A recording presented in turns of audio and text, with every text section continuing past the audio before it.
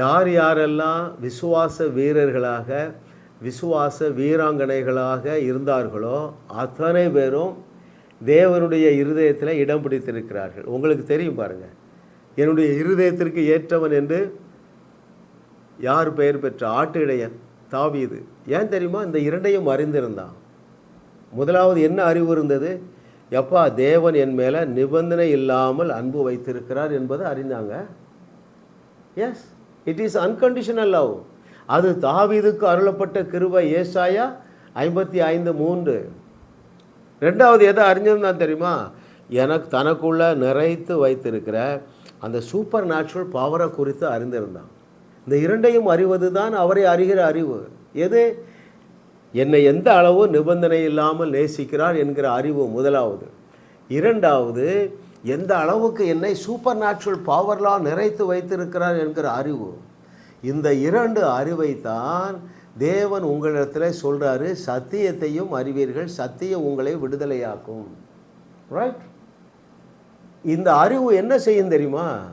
எந்த சூழ்நிலையிலும் தேவனை விசுவாசிக்க வைக்கும். எல்லாரும் 40 நாள் பயந்து போய் இருக்கிறாங்க. ரைட்? ஆனால் இந்த ஆட்டு இடையன் வர்றான் பாருங்க, டேய் நான் இருக்கிறேன்டா.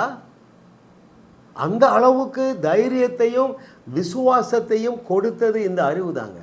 ஸோ இந்த நாளில் இதை எடுத்துக்கொள்ளுங்க. His love is unconditional love. It has no condition. எப்படி பிரதர் நீங்கள் எப்படி தைரியமாக சொல்கிறீங்க? எபேசியர் 2:14-15-16 நான் நம்பிட்டேன். அப்படி எனக்கு தானே எடுத்துட்டேன். உங்களுக்கும் உங்கள் தகப்பனாகிய தேவனுக்கும் பகையை உண்டாக்கி கொண்டிருந்த நியாய பிரமாணம் கட்டளைகளை தகர்த்து கொண்டு ஒழிச்சிட்டாரா இல்லையா? ஏன் அதை ஒழிச்சாரு? நீங்கள் விசுவாசத்தோடு தேவனண்டை போக முடியல.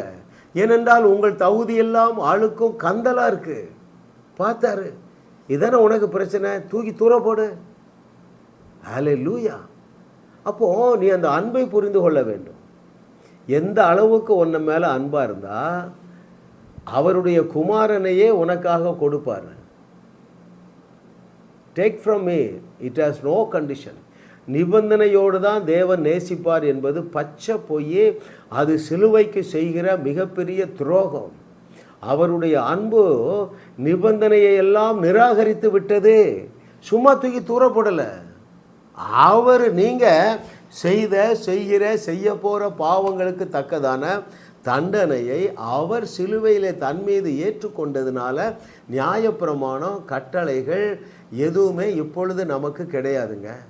இதை அறிஞ்ச பாருங்க, என் மனசாட்சி சுத்த மனசாட்சி ஆயிற்று. எனவே என்ன நடந்தது? அநேக பாவங்கள்லேருந்து வெளியே வந்தேன். அவருடைய அன்பை நான் அனுதினமும் ருசி பார்க்கிறேன். முன்றும் இல்லாத அளவுக்கு, முன்பு எப்பொழுதும் இல்லாத அளவுக்கு, அதாவது என்னை அளவில்லாமல் தகுதி படுத்தி இருக்கிறார். அந்த அன்பு நிபந்தனை இல்லாது என்பதை புரிஞ்சு கொண்ட நாள்லேருந்து அவருடைய பிரசன்னத்தை நான் நல்லா என்ஜாய் பண்ணுறேன், நல்லா நன்றி சொல்கிறேன், ஆனந்த கண்ணீர் வடிக்கிறேன். இந்த அன்புக்குள்ளே வாங்க. இரண்டாவது நீங்கள் தெரிந்து கொள்ள வேண்டியது, you are filled with super natural power. எந்த அளவுக்கு உங்களால் கிரகிக்க முடியாத வல்லமையினால் நிறைத்து வைத்திருக்கிறார். அவர் செய்ததை விட பெரிய அற்புதங்களை செய்யக்கூடிய அளவுக்கு. அப்போ நம்ம காலரை தூக்கிட்டு எழும்ப வேண்டாமா? யோசித்து பாருங்கங்க, சாதாரண வாழ்க்கை வாழ முடியுமா? கர்த்தரை தெய்வமாக கொண்ட நீங்கள் பாக்கியவான்கள். ஏனென்றால் எந்த ஒரு தகப்பனாலும் கொடுக்க முடியாத மிகப்பெரிய நிபந்தனையே இல்லாத அன்பினால் தேவன் உங்களை நிறைத்து வைத்திருக்கிறார். அதே போல எவ்வளவு பெரிய சக்தி மிக்கவனாலும் கொடுக்க முடியாத இயற்கைக்கு அப்பாற்பட்ட பயங்கரமான ஆற்றலினால் தேவன் உன்னை அலங்கரித்து வைத்திருக்கிறார். இந்த ரெண்டையும் அறிந்துக்க, எல்லா சூழ்நிலையிலும் நீ தேவனை விசுவாசிப்பாய்.